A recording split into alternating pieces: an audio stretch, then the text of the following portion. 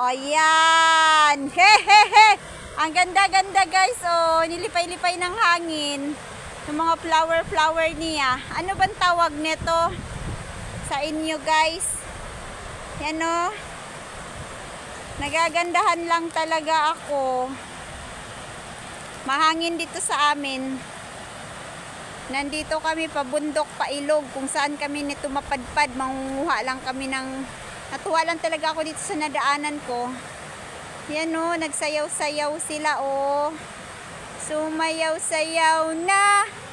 Umindak-indak. Sumayaw-sayaw katulad ng dagat.